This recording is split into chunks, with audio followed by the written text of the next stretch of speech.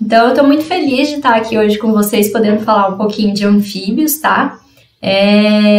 Pensem só que é um grupo que tem muita coisa para ser abordada, muita coisa para falar. Então, eu selecionei alguns assuntos aqui, tá bom? Sobre os anfíbios para essa tarde. Lógico que eu não vou me expandir demais, né? E não vai ter todos os assuntos, né? Não tem como eu falar de tudo. Então, eu selecionei algumas coisas para o aulão de hoje, tá? Meu nome é Priscila Gambale, para quem não me conhece. Eu sou mestre e doutora em ecologia. Estudo anfíbios anuros desde a graduação, né? Fiz meu TCC com eles, doutorado, mestrado também, principalmente com a parte de vocalização, tá?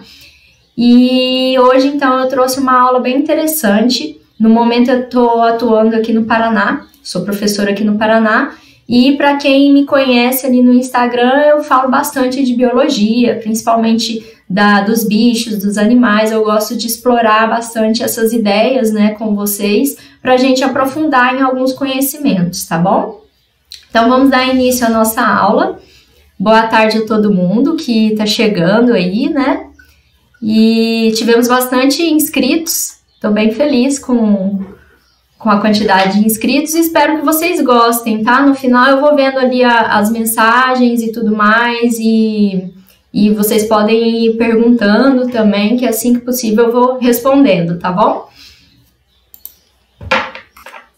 Então, pessoal, para a gente falar de anfíbios, né, nós temos que lembrar que, na verdade, a anfíbia se divide em 3 ordens, né? A anfíbia é uma classe que vai se dividir em 3 ordens aí. Nós temos a ordem dos caudatas, né? Que são representados por quem? Pelas salamandras, caudatas ou urodelas. E esses caudatas têm uma cauda, né? Como vocês podem ver aí na imagem, inclusive dá para mostrar aqui para vocês, ó. Tá vendo essa cauda aqui? Quando você olha, parece até um lagarto, né? Mas é diferente de lagarto, por quê? Porque os anfíbios, eles têm essa pele mais fina e úmida, né? Além dos caudatas, nós temos gimnofionas, que são aqueles organismos ápodes, também conhecidos como cecílias, né? Ó a estrutura deles aí, parece uma cobra, mas não é uma cobra, né? Porque não é um réptil, é um anfíbio. Eles têm esse formato aí mesmo, são sem patas, né? Tem algumas características interessantes aí. E também são anfíbios, né? E os anuros, que são os queridinhos da prof, que como o nome fala, é sempre de negação, pessoal. Então, são aqueles organismos que não têm caudas. Nós temos aqueles com caudas, estão vendo? Nós temos os sem pata e aqueles sem caudas, que são os anuros. Os anuros são os que têm a maior biodiversidade, né? Ontem eu até coloquei ali no Instagram falando sobre a biodiversidade deles.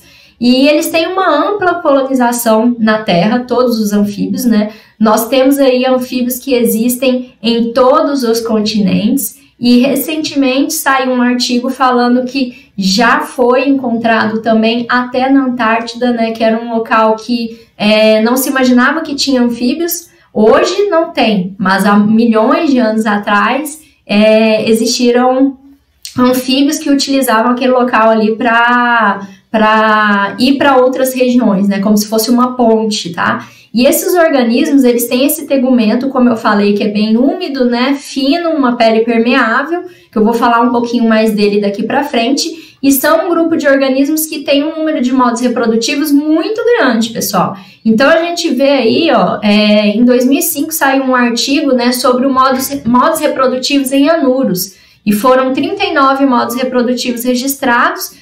A gente sabe que hoje tem muito mais, tá? O número desses modos reprodutivos aumentou, porque várias pesquisas mostraram outros tipos de modos reprodutivos e basicamente é a forma como eles se reproduzem.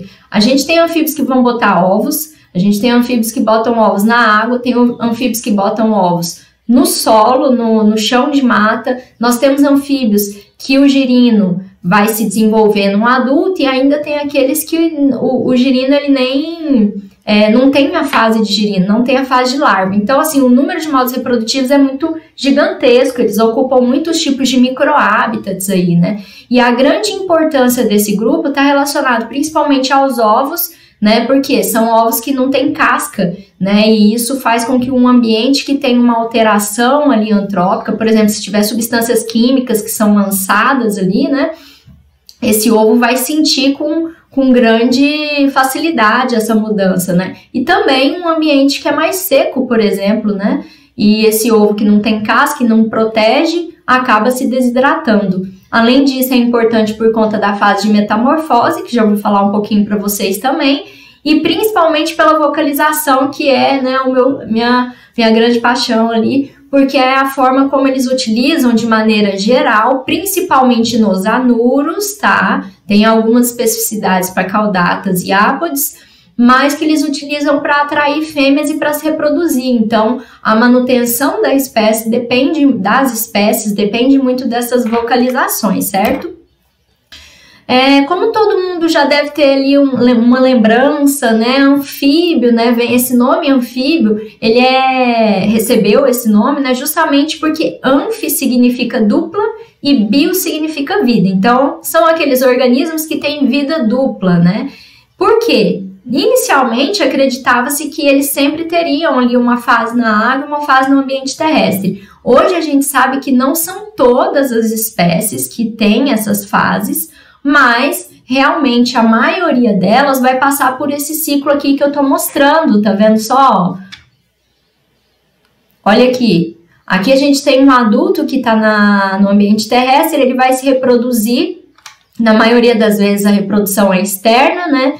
Os óvulos e os espermatozoides caem no ambiente aquático para dar origem ao ovo. Esse ovo vai se desenvolver, eclodir num girino, e o girino vai se desenvolver, crescer até dar origem ao adulto novamente. Então, ele passa por uma fase na água e uma fase no ambiente terrestre. Esse indivíduo aqui, que está entre a água e a terra, é o que a gente chama de imago, né? É bem interessante, a gente tem uma curiosidade bem interessante dele, porque a cauda ela já está diminuindo e o imago, se vocês verem, ele não tem boca, né? Aliás, ele até tem ali o formato da boca, mas a boca é fechadinha. Então, o que acontece? Ele não se alimenta. Da onde que vem esse alimento? A cauda que está diminuindo, né? Então, quando a cauda vai diminuindo, isso daí vai gerando energias, né, para o processo metabólico desse indivíduo, para ele conseguir chegar na fase adulta, e ele não se alimenta naquela fase. É o chamado imago.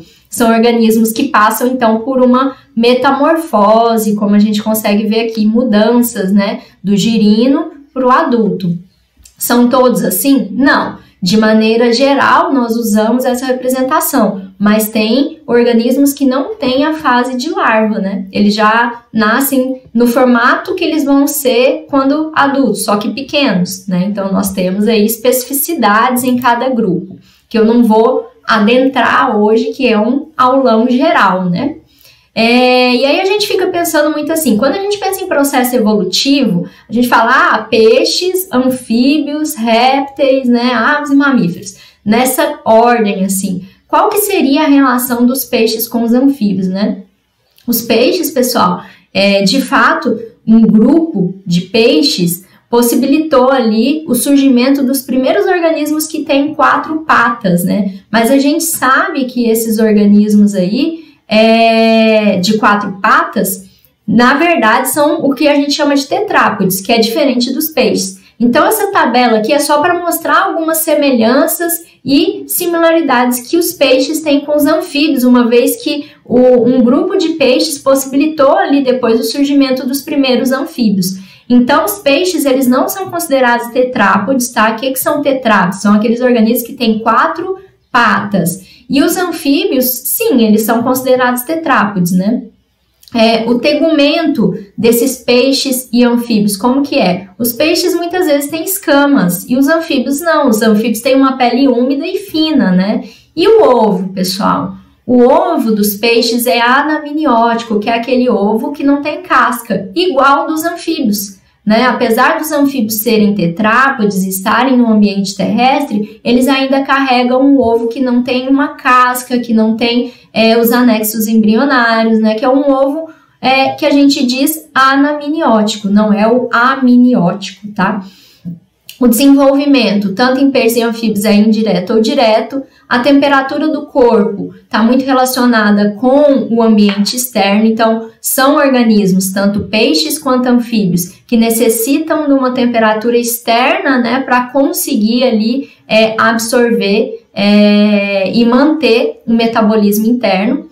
A circulação, no caso dos peixes, é um coração com 2 cavidades, somente um tipo de sangue passa ali. Nos anfíbios nós já temos 2, o sangue arterial e o sangue venoso, e 3 cavidades, né? Vou especificar um pouquinho mais sobre essa parte morfológica desses indivíduos. E a respiração branquial, em algumas espécies pulmonar, no caso dos peixes, e nos anfíbios nós temos aí uma respiração branquial, pulmonar e cutânea, que também vou mencionar aqui para vocês como é que funciona.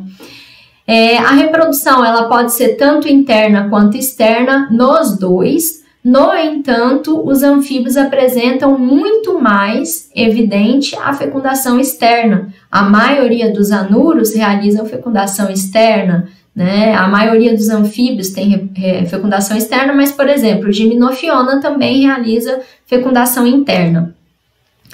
Aí eu vou falar um pouquinho para vocês sobre morfologia e tegumento. Tô vendo aqui algumas perguntas e tudo mais, eu já dou uma olhadinha, né, ali no final para ir tentando responder algumas questões sobre trabalhos, né?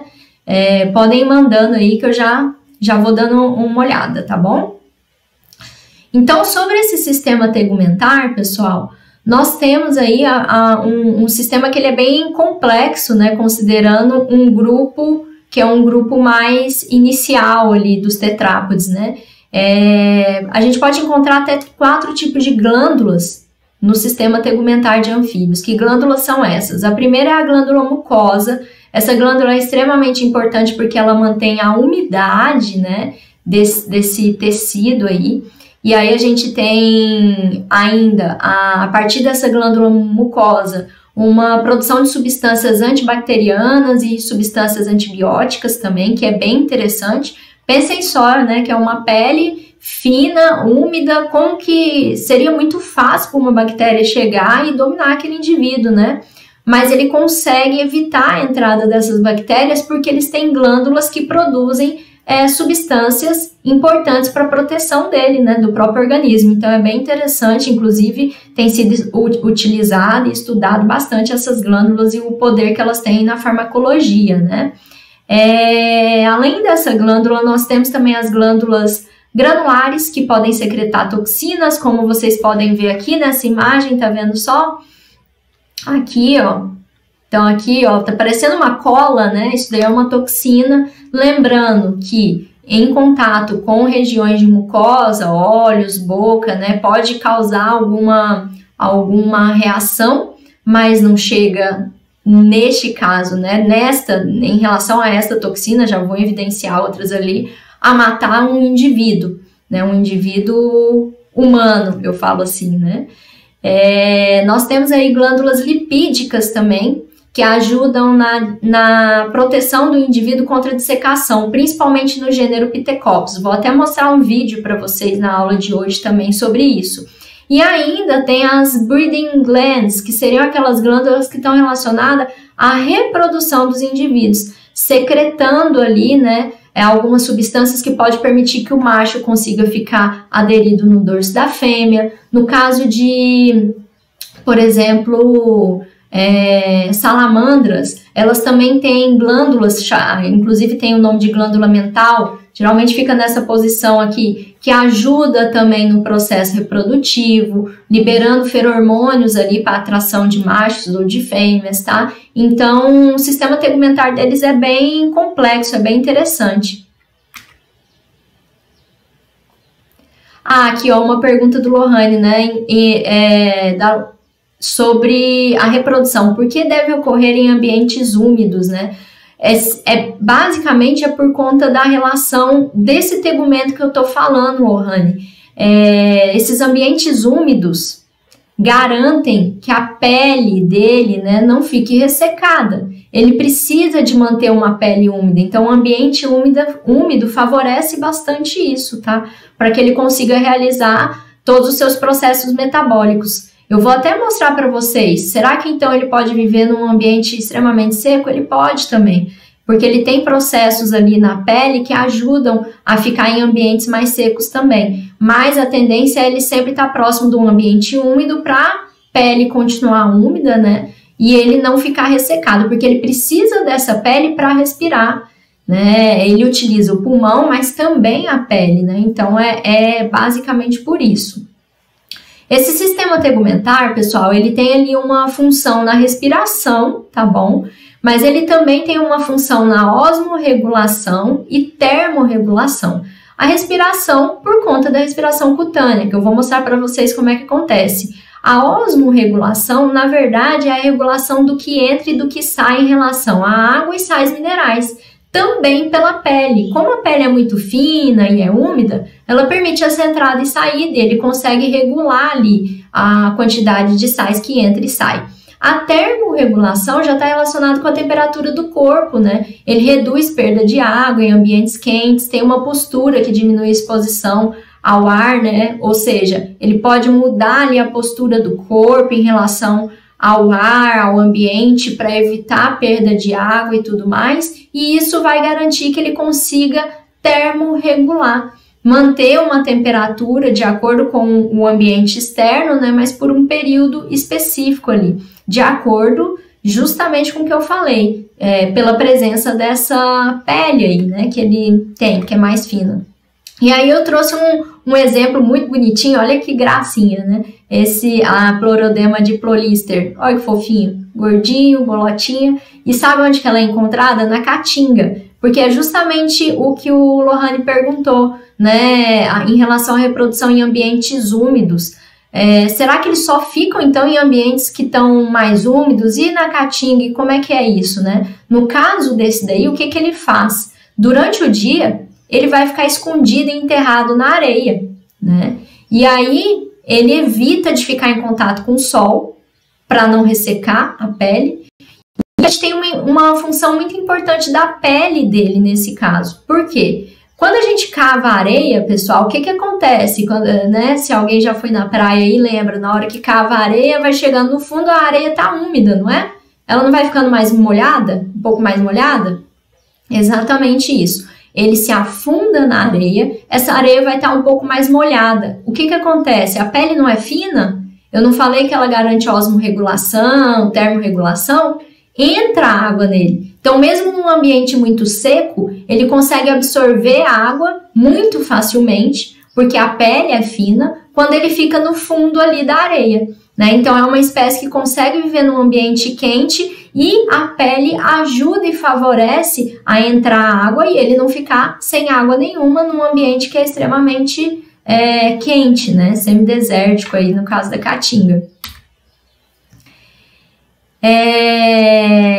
Então, exatamente, Levi, vários meses enterrado na seca. Muito bem, é isso mesmo.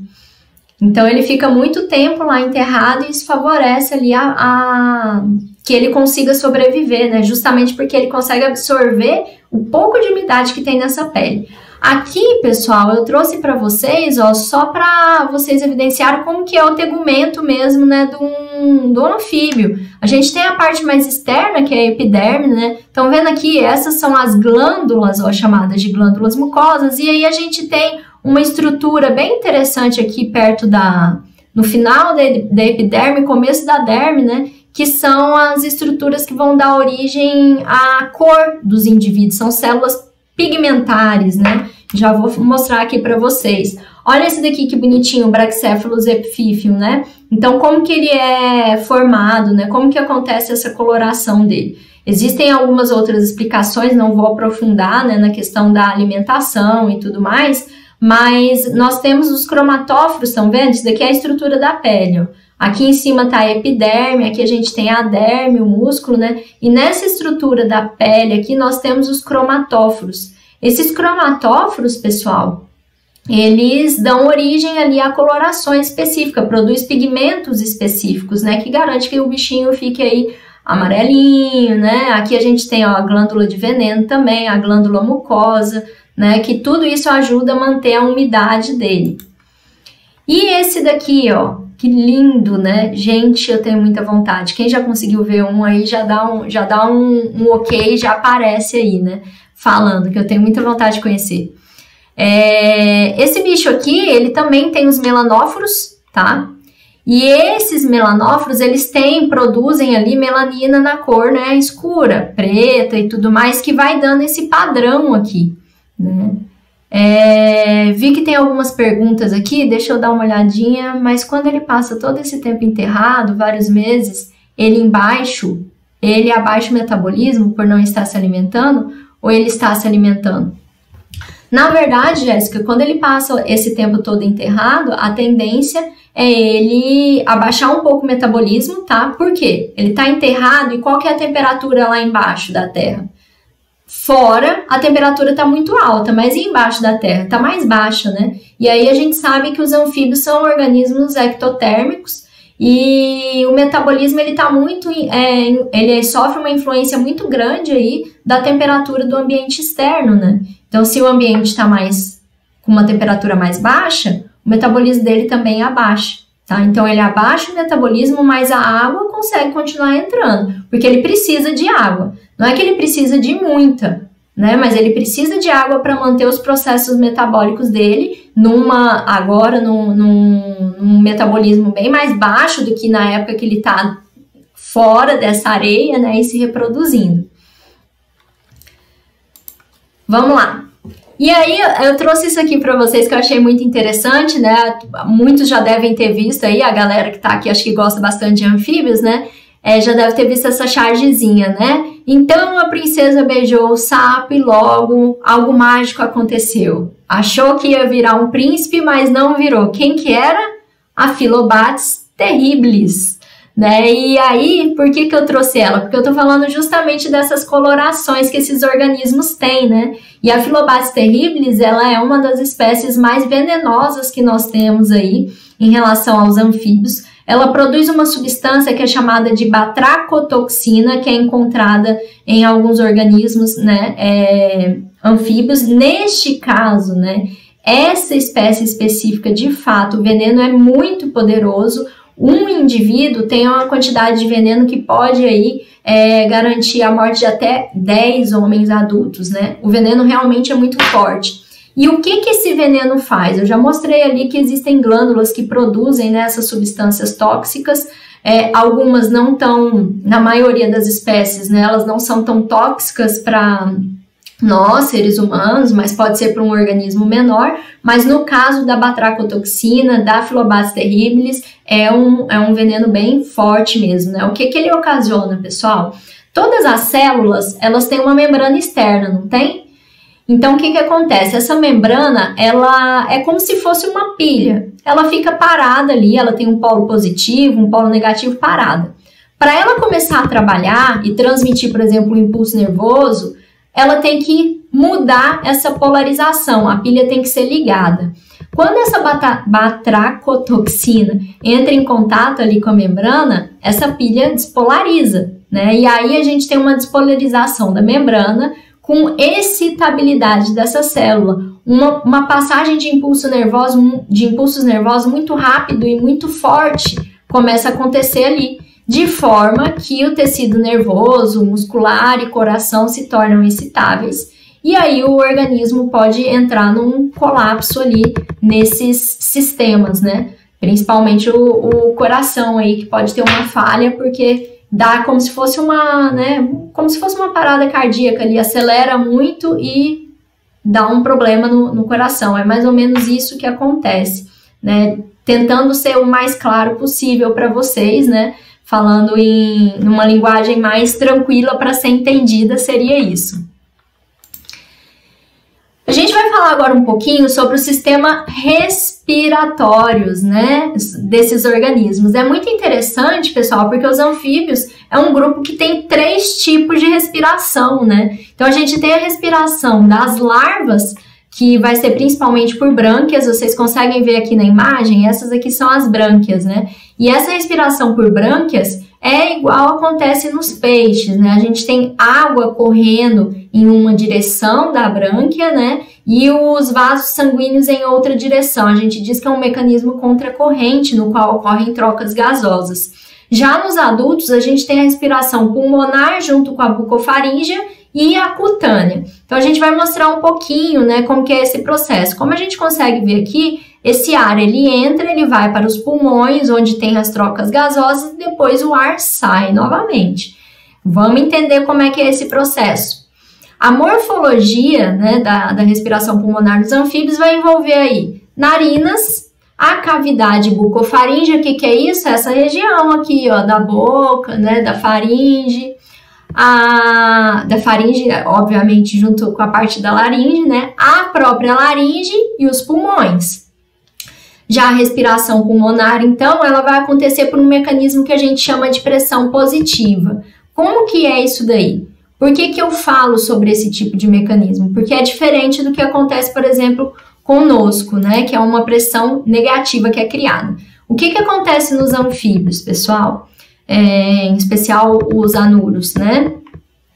Esse ar, ele vai entrar no organismo porque ele abre e expande essa região da boca. É como se ele, como a gente tá vendo aqui, tá vendo? Essa região aqui, ó, tem uma ampliação, é como se ele empurrasse para baixo. Aí, abriu espaço na boca, o que acontece? Cria uma pressão e esse ar entra. Na hora que o ar entra, a glote abre e o ar vai aqui para o pulmão. Aqui no pulmão é onde vai acontecer o quê? As trocas gasosas, pessoal. Esse ar que entrou tá cheio em oxigênio. Ele passa para o sangue, esse oxigênio, e o oxigênio do sangue, ou o CO2 do sangue, passa para o pulmão. Tá? Então, ocorre uma troca aí nesse pulmão. E aí, o que vai acontecer? Vem aqui para a letra B, ó, para essa figura aqui. A diminuição da cavidade torácica. Essa cavidade torácica diminui.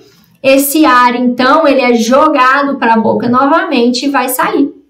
Então, esse é o mecanismo de entrada e saída. É um pouco do processo fisiológico que acontece aí nos anfíbios, né? A respiração cutânea, pessoal, ela é bem vascularizada, né? O que é a respiração cutânea? É aquela que acontece na pele. Essa pele, como eu falei, ela é úmida, bem vascularizada.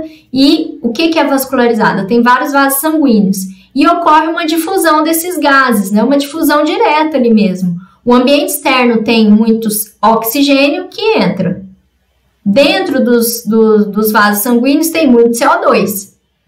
Esse CO2 sai, né? Então é isso, a gente vai ter uma troca de entrada e saída de CO2. Aqui, ó, é que assim, como eu tô com duas telas, né, de vez em quando eu dou uma olhada aqui para ver umas perguntas. A Arielle perguntou aqui sobre quais as regiões essas espécies mais coloridas vivem, né? Essas espécies mais coloridas, de maneira geral, elas estão mais para a região amazônica. Mas nós temos espécies coloridas em todos os lugares. Só não uma quantidade tão alta. Por exemplo, a Phyllobates terribilis que eu falei é toda na região mais amazônica, Colômbia, né? Enquanto, por exemplo, essas verdinhas, vou mostrar aqui, né, um exemplo dessas verdinhas. Elas também são encontradas na região do Paraná, né, que são as pererecas verdes, as pitecopos, né? Tem na região da Caatinga, tem na região do Cerrado. Então, não tem um local específico, assim, que elas ocorrem, tá? Assim que der, eu vou olhando ali e a gente vai dando continuidade aqui à aula, tá? As perguntinhas e tudo mais. Então, pessoal, essa respiração cutânea, como eu falei, acontece ali na pele onde tem essas trocas gasosas ali, né? E como eu falei, essa pele tem que ser bem vascularizada, ou seja, tem que ter muitos vasos sanguíneos e tem que ser úmida. Então, aí eu trouxe um videozinho para vocês verem como que é legal, né? O que acontece nessas espécies para elas manterem essa umidade. Vocês lembram que eu falei que tem glândulas que produzem lipídios também? Né? Que produzem gorduras. Essa gordura é justamente para impermeabilizar a pele e garantir que sempre fique úmida ali e que tenham as trocas gasosas acontecendo, né? Então, eu vou mostrar esse videozinho aqui, é bem legal, Óbvio que tá o pessoal tá falando em inglês, mas eu vou passando aqui a informação para vocês tranquilo. If there's a dry spell, this giant monkey from glands in its skin, which it uses as sun cream. Gasosas, né? Então é bem interessante aí esse mecanismo de espalhar essa substância para ela conseguir ficar mais, né? Vamos dizer assim, o cara no vídeo, né? Inclusive fala que é como se fosse um bloqueador solar, né? Para ela, dá uma proteção para a pele dela mesmo, é bem legal. E é isso que garante que ocorram as trocas gasosas. Aí, ó, é que tá, né? Se a gente tá falando tanto do processo de respiração, eu não podia deixar de falar aqui para vocês da grande questão, né? E quando joga sal, o que que acontece, né? Olha aí de novo uma imagem, né? Eu gosto muito dessa charge. Olha que bacana, Alfredo, está nevando. E o desespero deles ali, que não é neve nada, é sal, né? Por que que a gente não pode jogar sal no sapo? Não pode jogar sal no anfíbio, né? De maneira geral. Porque ele vai perder a umidade. Lembra que quando você joga sal, por exemplo, na alface, a alface murcha, né? Então, ele também perde a umidade da pele. E se ele perde a umidade da pele, ele não consegue respirar pela pele. Tudo bem, ele tem o pulmão, mas o pulmão dele é muito rudimentar, pessoal, né? Então, assim, ele precisa da pele também para ajudar a manter o metabolismo, porque a gente precisa de oxigênio nos órgãos, né? Então, o oxigênio ele vem tanto da pele quanto do pulmão. Ele perde ali a capacidade respiratória quando acaba jogando sal nele. Além disso, a gente tem um aumento da pressão sanguínea também, né, do indivíduo. Por isso, não joguem sal nos sapos, pessoal.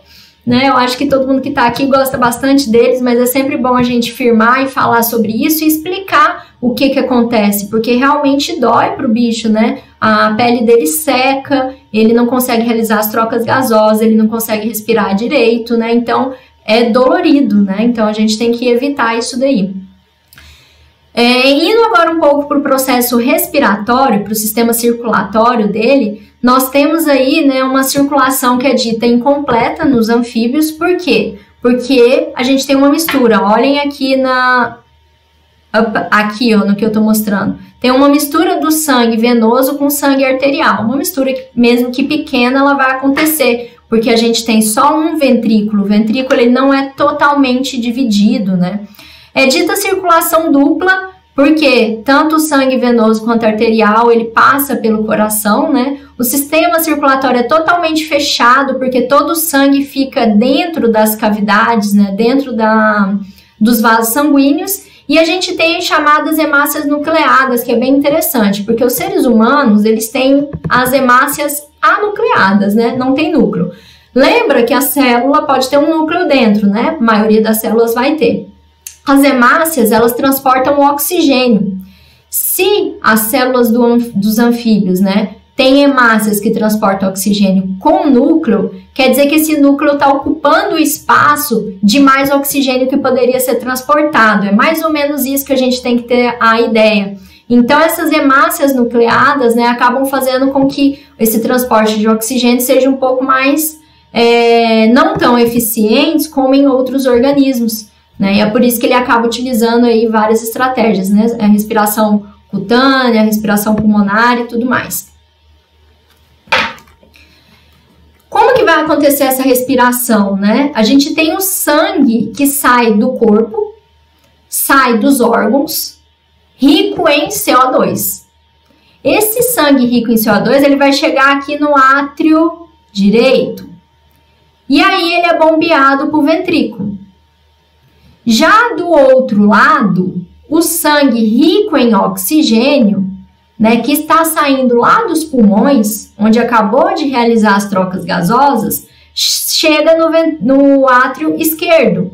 E aí ele é bombeado para o ventrículo, tá? Esse ventrículo é único. Do ventrículo, nós vamos ter aí, ó, sangues que são distribuídos para o restante do corpo.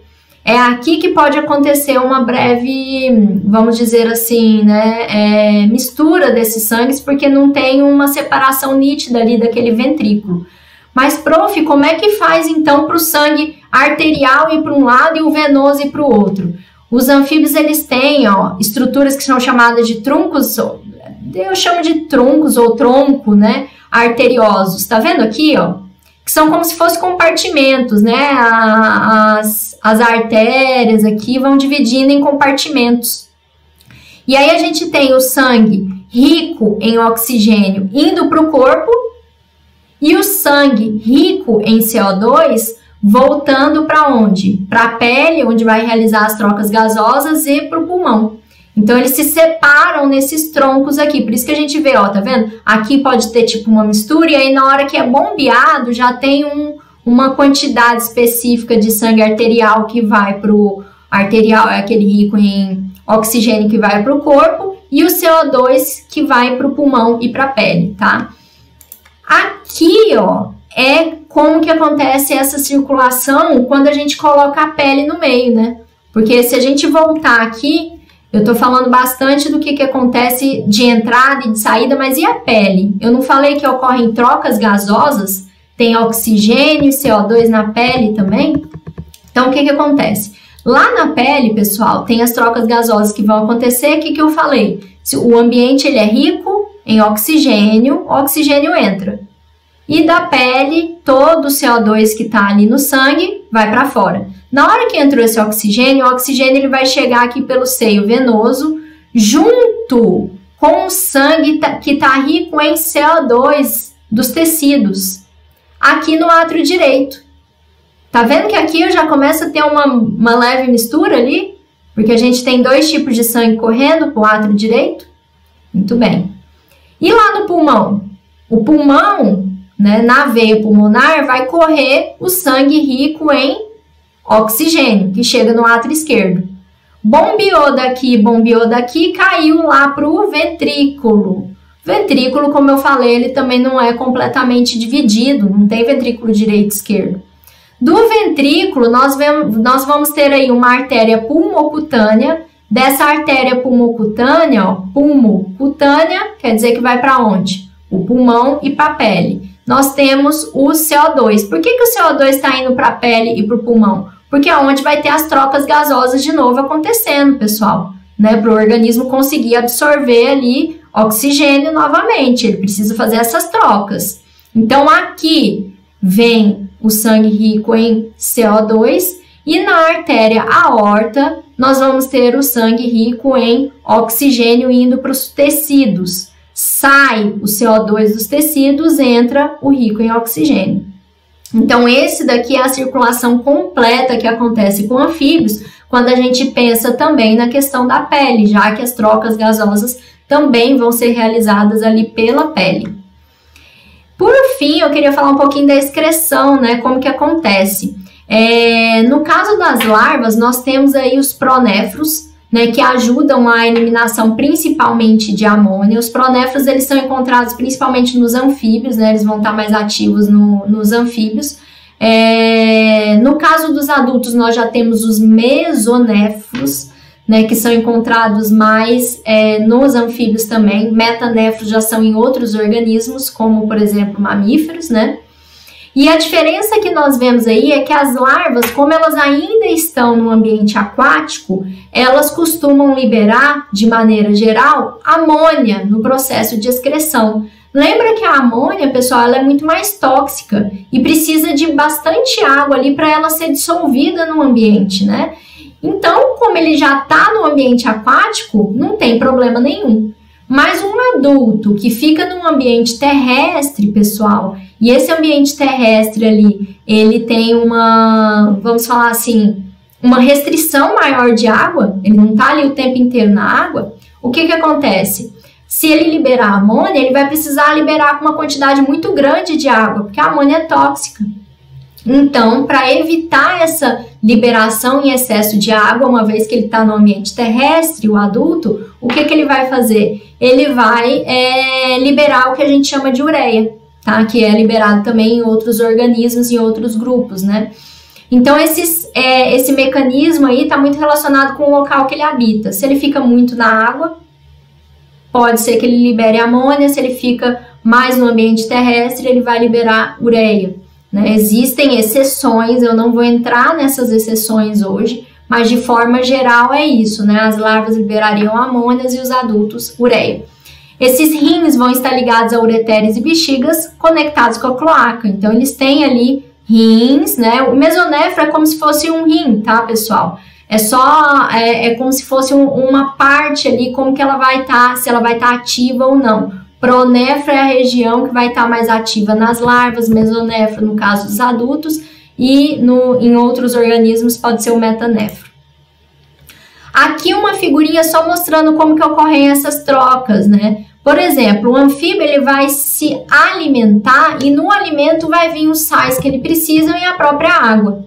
Como eu falei, na pele a gente vai ter liberação de substâncias e entrada de substâncias também. Entrada passiva de água e entrada ou saída mais ativa de outros íons, né? E na cloaca vai ter a liberação ali de ureia ou de amônia, dependendo se é uma larva, se é um adulto e talvez até da espécie. Como eu falei, existem algumas exceções. Existem adultos anuros que também liberam aí outras substâncias diferentes, até o ácido úrico, tá bom? Nós temos aqui, trouxe um exemplo também muito bonitinho, olha essa ranoide platicéfala, né? Essa ranoide aqui, ó, super redondinha, olha que coisa fofa, gente. Ela tem um acúmulo de água na bexiga, o que que ela faz? É uma espécie que também ocorre em regiões de deserto. E aí, ela precisa manter ainda mais a quantidade de água dela, né? Porque ela tá numa região que tem pouca água. Então, o que que ela faz? É como se ela tivesse uma mega bexiga que acumula bastante água, o máximo que ela puder, para ela conseguir manter e às vezes até absorver a água da própria bexiga, para manter o metabolismo dela, tá bom? E por fim, para a gente finalizar, já passei bastante assunto aí para vocês, né? Vamos falar um pouquinho da digestão desses organismos de forma bem rápida, tá? A maioria dos anuros são carnívoros. Existem exceções, nós temos inclusive anuros, que são uma espécie que se alimenta de sementes, tá? De forma geral, a digestão vai ser extracelular, eles têm uma boca com alguns dentes e a região da cloaca, onde é eliminado ali aquele excesso de substâncias, né? E a língua é a principal adaptação desse mecanismo, que eu já vou mostrar para vocês como que acontece esse processo. Nós temos aí, então, girinos e adultos. Eu queria mostrar para vocês só uma pequena diferença que acontece em girinos e adultos e pensar, né, o que será que faz com que o intestino do girino seja tão grande, no caso dos adultos não é tão extenso quanto o de girino. Isso de maneira geral, existem exceções, mas isso está muito ligado, pessoal, com o tipo de alimentação.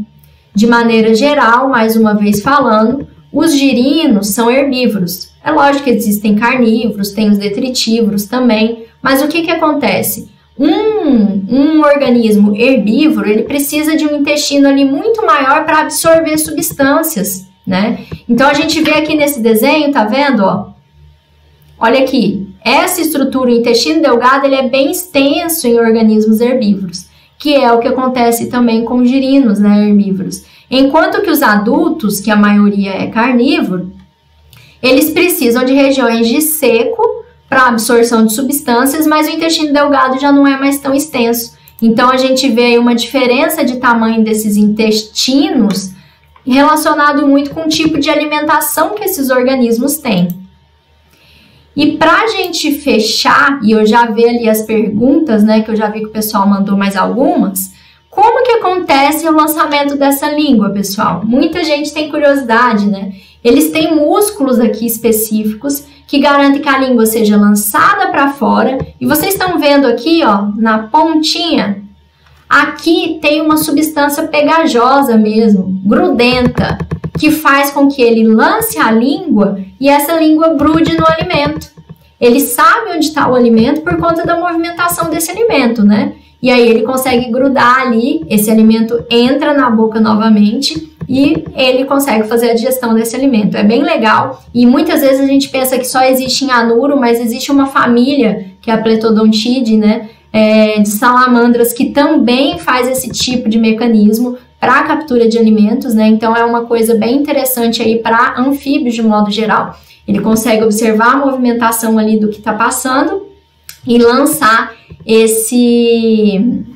essa língua aí, capturar o alimento.